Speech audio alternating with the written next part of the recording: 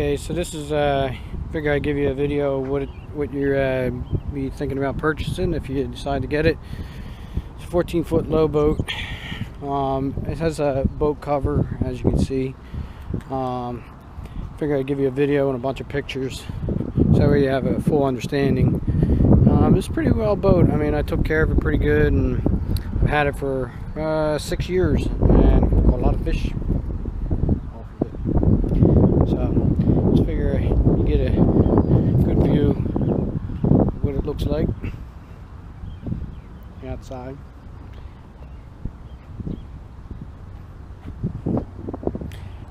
With this the towing package of it's like I think it's like 700 to 800 pounds.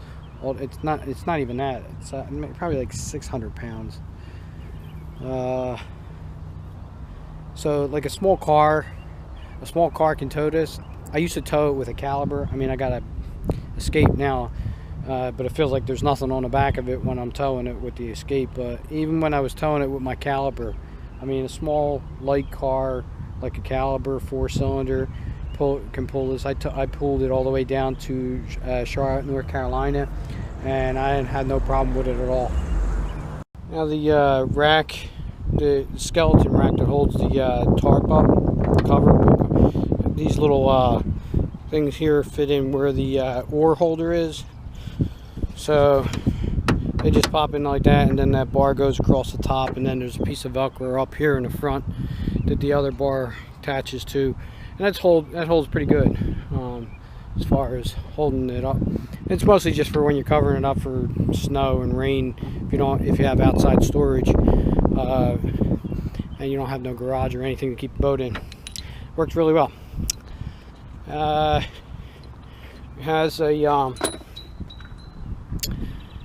got an anchor and also an anchor float.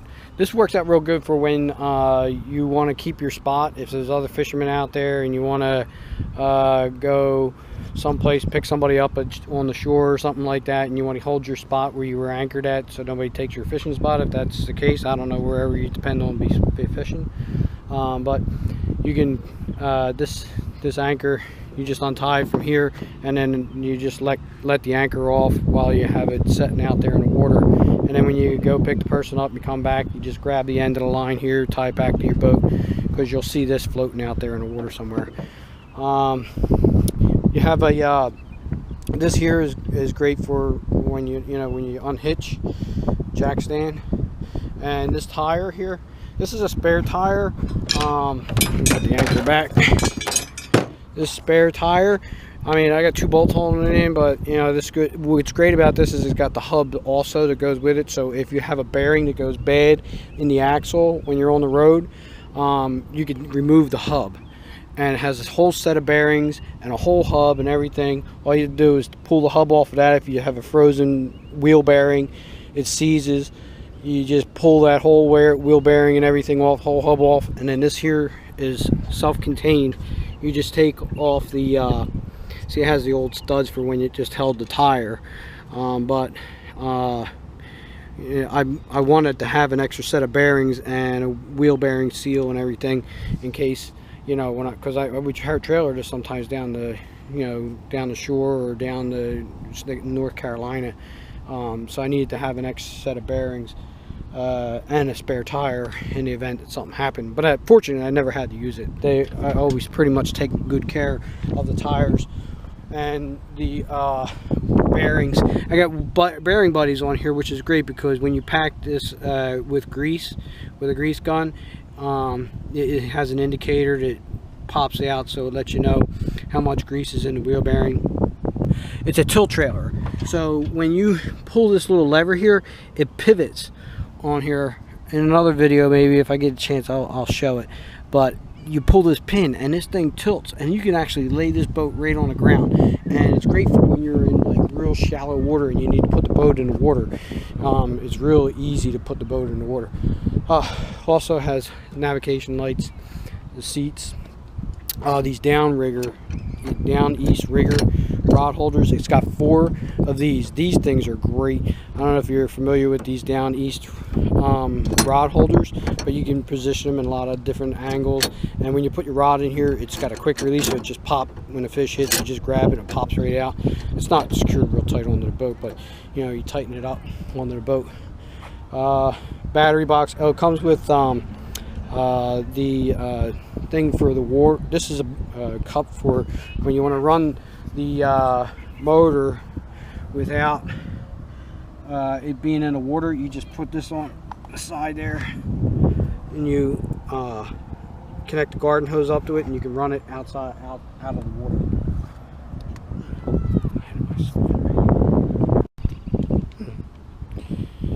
So there's 2 seats here.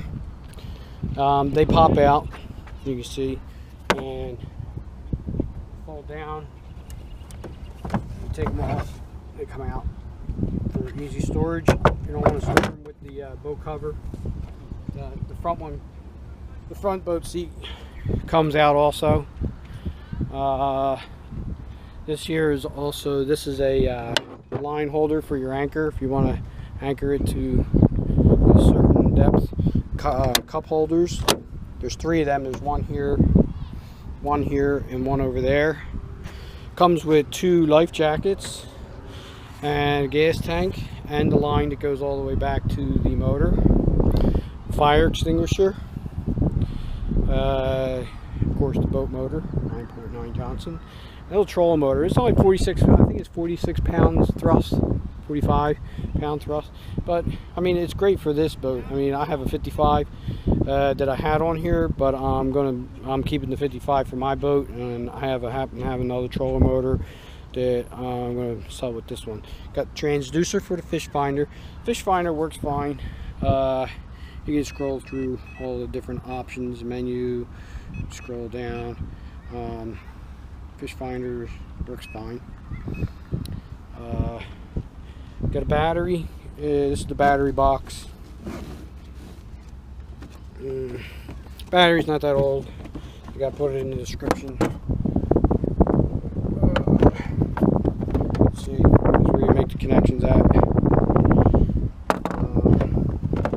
Got the rod holders. These are buttons for navigation light. This here button here turns on the front light, which is up here, and that works fine. So you can go out at nighttime. Also have the cigarette lighter holder. This here is for like charging up like cell phones or whatever. If you have a cell phone charger you want to plug in, I just put that on it because I used to charge. I mean, you could switch that out for one of them USB chargers if you wanted to. This here is the backlight, so that's for the anchor light. And this button here is for the fish finder. You see, when I push it, and you see the fish finder go off. Turn it back on.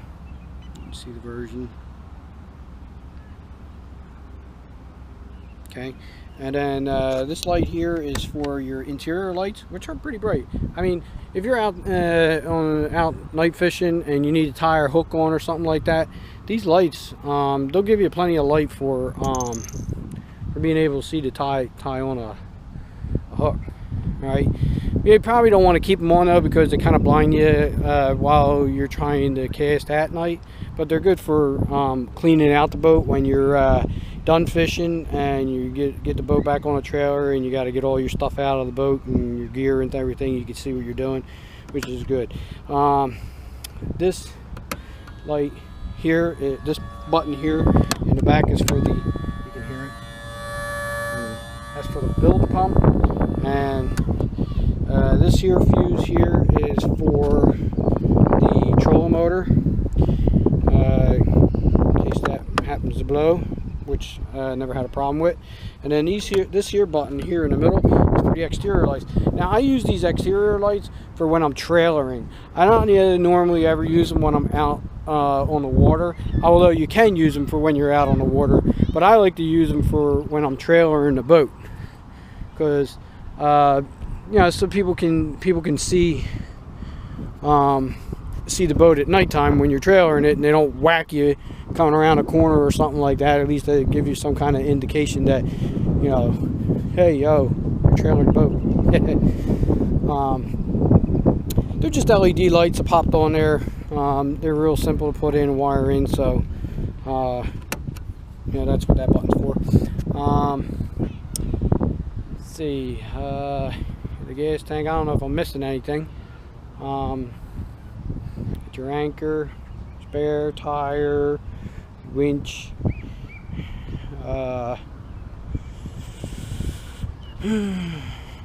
trolling motor, the engine. It's 9.9 engine. Oh yeah, this here is something I made up for the Delaware River, because I used to, or still do, I fish. That's why I got a jet boat. But I used to take this up the river, and that's where I do a lot of my fishing at, is on the Delaware River, up above New Hope, and there's a lot of rocks up there and stuff like that. So I had this, I made this, put it on so you can see, kind of.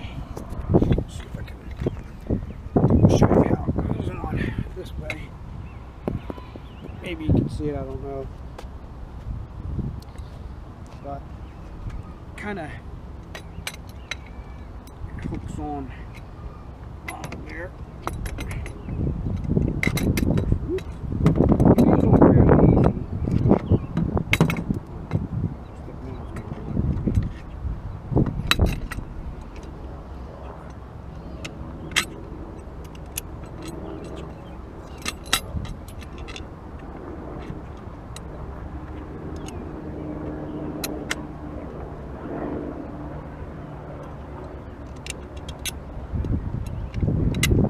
That's how, basically that's how it looks when it's on there.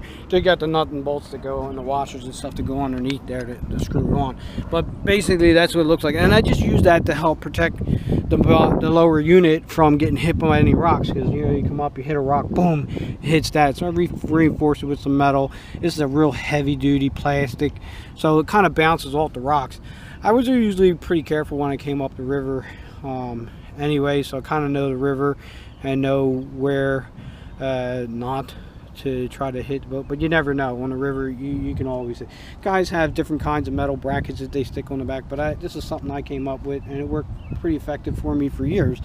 And of course the lower unit, look, was never hit really per se. Didn't have some scratch marks on there, but not from hitting any rocks. And that's pretty much it. I mean, it's a pretty decent boat. You should be able, it should be, you know, ready to go out, rock and roll fishing. You got life jackets, comes with life jackets.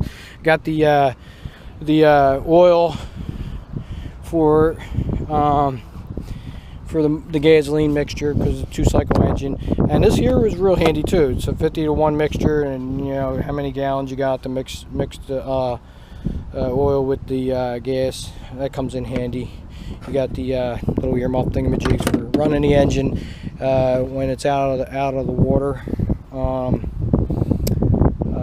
so you don't burn up the water pump. And in another video, I'll show you the